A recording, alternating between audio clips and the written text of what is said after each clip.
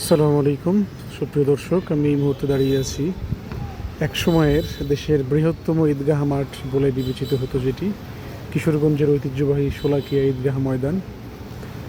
সম্ভবত বর্তমানে দিনাজপুরের গোড়েশাহী ঈদগাহ মাঠ বৃহত্তম, সেই হিসাবে এটি এখন দ্বিতীয় বৃহত্তমের মর্যাদা দখল করে আছে। মাঠে ঢুকতেই প্রথমেই বৃহদাকৃতির এই কড়ি গাছটি দেখা যাচ্ছে আমার সামনে।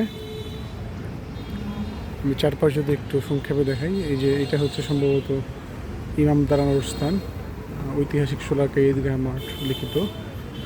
মাঠের চারপাশে গাছগাছালি আছে এবং যৌক্তিকভাবেই বিভিন্ন পয়েন্টে মাইক্রোফোন বা মাইক দেওয়া আছে, যাতে মুসল্লিরা ইমামের শব্দ খুব ভালোভাবে শুনতে পায়। মাঠটি বেশ বড়, তবে আসলে অ্যাকচুয়ালি আমি ভেবেছিলাম এর চেয়ে আরও অনেক বড় হবে আর কি।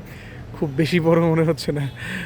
আমার উল্লাপাড়া, সিরাজগঞ্জের উল্লাপাড়া সরকারি আকবর আলী কলেজের মাঠ সম্ভবত এর চেয়ে বড় বা এরকম মনে হচ্ছে আর কি। হয়তো ওইটা এর চেয়ে ছোটো হবে, বাট ওইটা দেখতে বেশি সুন্দর, চার কোণা একদম টিপিক্যাল বর্গাকৃতির।